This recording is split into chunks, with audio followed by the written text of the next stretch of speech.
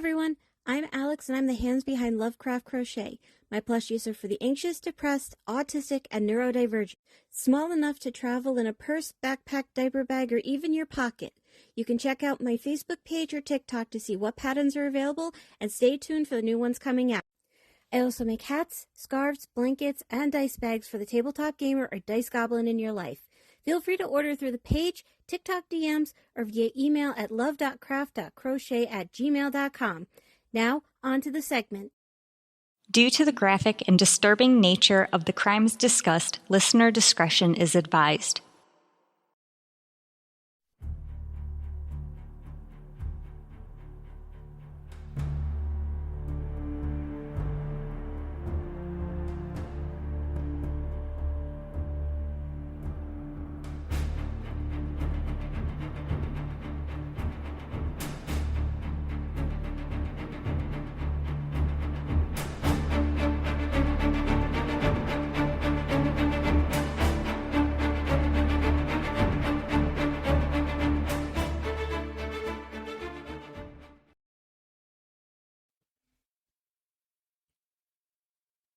Good day, mates. We are here for a crime in under the time.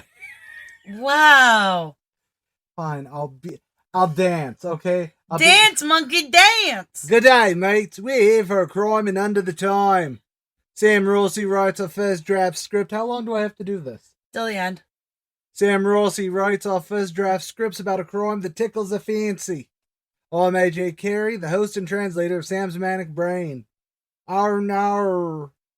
Today's episode is from Australian addicted Aunt Lou, and yes, she will tell you this. Sam has brought us that's the word I picked, and I'm standing by it. No, I didn't pick that word. What? Wow. Your English just came through. I'm not sure which area. Word would be Irish. Apparently, I went strictly from Australia to Ireland. Oh, God. All right. Crime that it took over 30 years to solve. Time to go down under. I hate you. Yeah. On February 28th, 1980, Stephen Blanchard was found on the other side of Sydney, away from his home. He was found shot in the Cowan Creek on the Hawkesbury River. The coroner found that he had been dead for 6 days. Police found evidence that he was shot in his own home. See, this is why I don't like starting our episodes off being kind of silly. Because now we're just all, and then he died. Just keep reading. Almost 4 months later, on June 23rd, 1980, family court judge David Opus was shot outside of his home. There was a lull in violence for almost 4 years. On March 6, 1984, Judge Richard Gee was injured in a bombing at his Belrose home. Gee had taken over Opus's case load. On April 14th, 1984, the family court building in Parramatta was bombed with no injuries. The first fatality was on July 4th, 1984, when Pearl Watson opened her front door, triggering an improvised explosive device that detonated at her Greenwich apartment unit. Pearl was the wife of family court Judge Ray Watson. Judge Watson was most likely the target. Like Judge Gee before him, he had taken over some of Gee's caseload. I'm starting to see a pattern here. Keep going. On July 21st, 1985, the Jehovah's Witness minister Graham Wicks was killed along with 13 injured when the Casula Kingdom Hall was bombed. That seems very unrelated. Keep reading. Also in 1985, an unexploded bomb was found in North Mead under the bonnet of a car. The address was formerly that of a solicitor who acted for a woman in a family court case.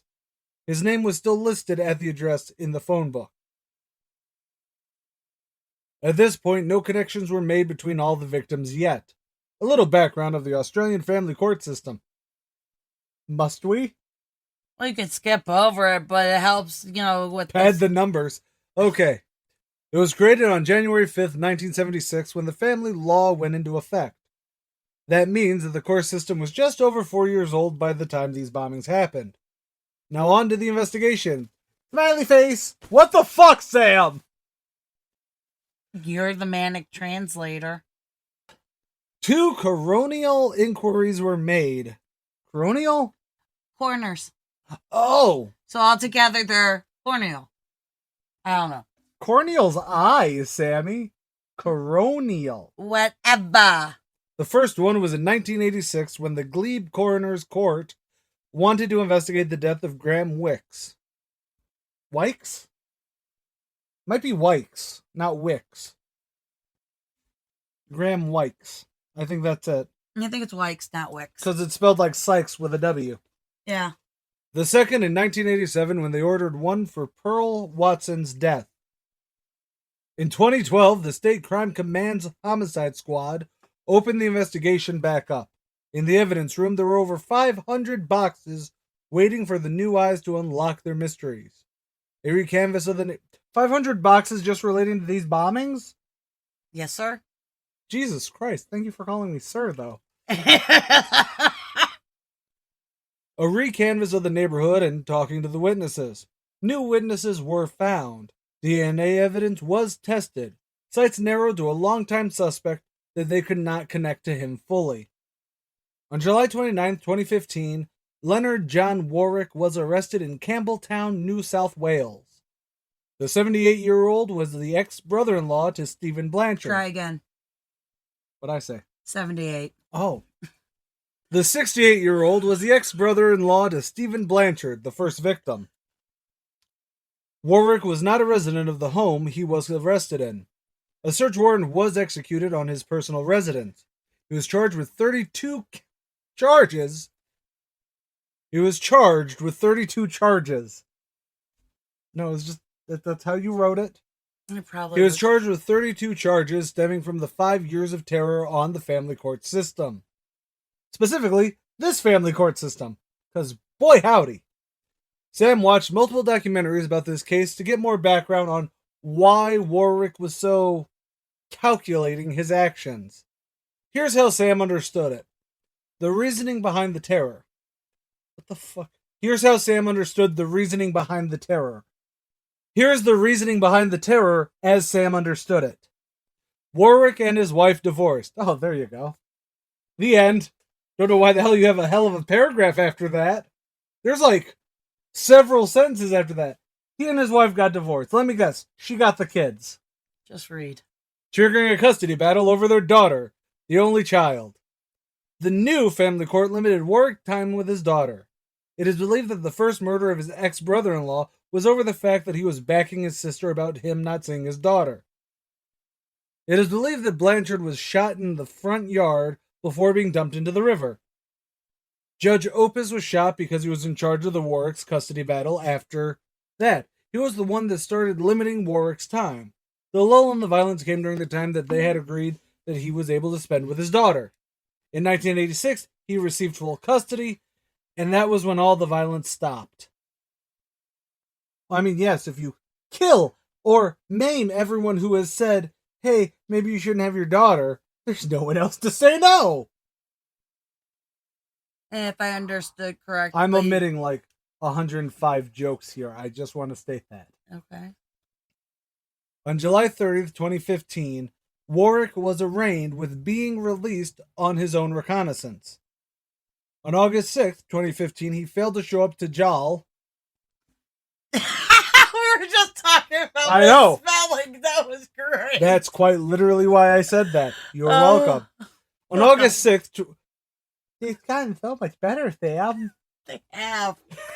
On August 6th, 2015, he failed to show up to jail, and bail was then denied, forcing him to stay in jail until his October trial date. He pled not guilty. There would be many delays before the trial would finish 23 months after the start in May 2018, and it finished on April 6th, 2020. Oh, a COVID case. What fucking sentence is that?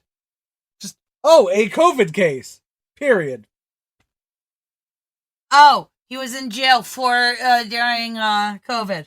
That was 2021, wasn't it? I was during 2020, February 2020. You're right. I always push it to November 2019 because that's when we all died. That's all when most of us got sick. That is still one of the only conspiracy theories about COVID I will believe. Oh, yeah.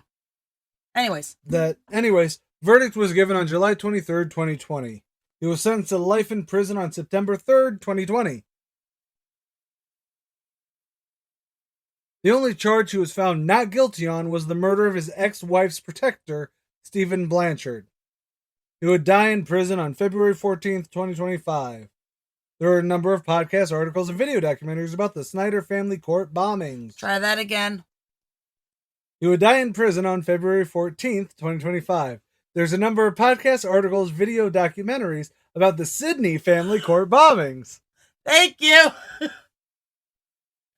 Antler was, No, it's actually a really interesting case, and while I know I am the snarky one, I am the one who will push envelopes when it comes to humor and politics and everything else.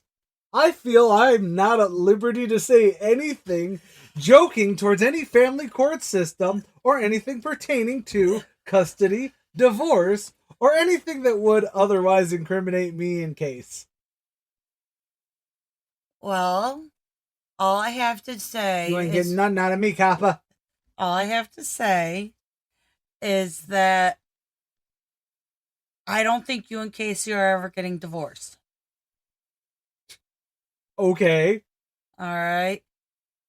We're not going to discuss the custody portion of it, but this man decided to take it into his own hands to allow his abuse, to continue to abuse his wife by getting custody of their daughter, though he never abused her. Well, you never even stated that he abused his wife in the actual thing. Well, that's you how just his said brother was a protector. For backing his sister. What did you think that meant? Oh, for backing his sister? Hey, you literally stated the sentence that said he was backing his sister for custody of the daughter. It wasn't they were getting a divorce because he was an abusive twat. All right, fine, you're right. You left out he abusive. There's many reasons to get a divorce in the modern world. This is not 1776. You know what just went through my head? Hamilton? Because you're a fucking dork? That went right through my head. He said 1776 whenever I went, New York City. Pardon me. Are you Aaron Burr, sir? Anywho, I feel I really can't comment on this. I legitimately...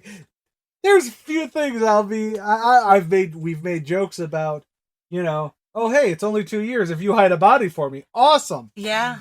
We've made jokes about many things. The one thing I will not fuck with is the family court system. That's because... Granted, I'm not affiliated with the Sydney family court system, but give it time. Would you like to know why the Jehovah's Witness... yeah, I actually... Okay, let's cut everything else out. I need to know what the fuck was the Jehovah's Witness involvement in this. All right, if I understood correctly, because there was multiple documentaries and they were jumping all over the place. Okay. As we do, yes. As we do. The pastor, the church was helping her with getting back up on her feet, and they were doing the good Christian thing. But they were Jehovah's Witnesses. Sammy, as much as Christians right now want to blame everyone except for Christians, you know that they don't find them. They don't find Jehovah's Witnesses as Christians. I know. Just like there's this really weird thing where Christians are turning around and being like, "No, Catholics are okay." When the fuck have Catholics ever been okay to Christians? Breathe. That's number one. Number two, I have to cut half that out. No, it's a very interesting... I want people to answer. I need answers, Sam. All right. I'm sorry. Don't poke my knees. They hurt. You smack me. I was frozen today.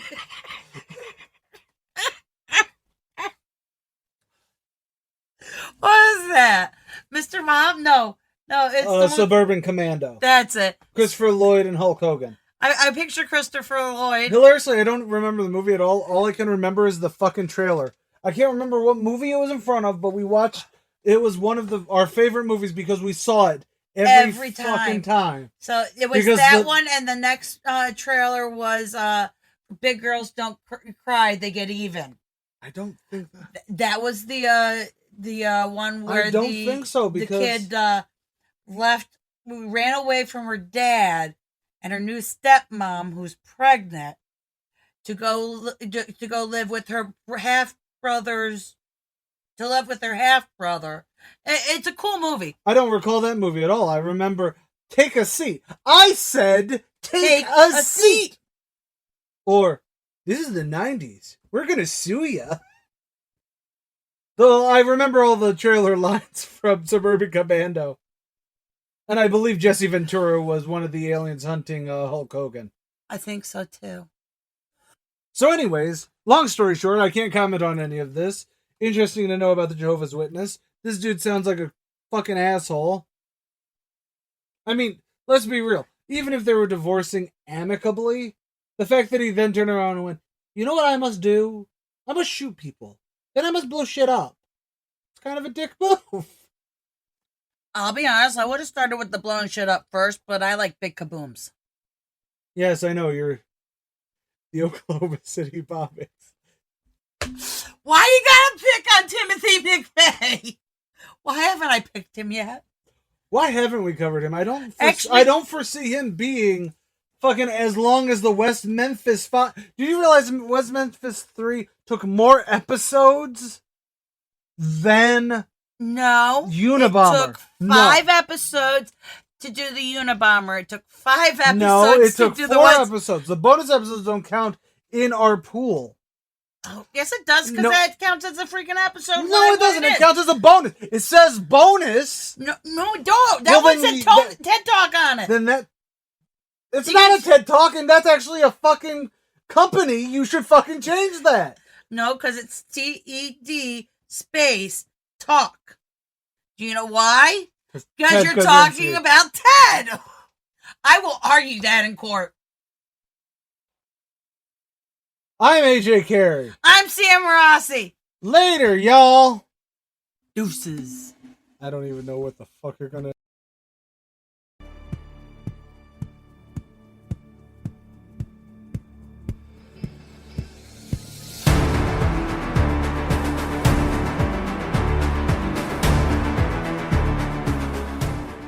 Keep on carrying on. CAREY. Because Carry On Production.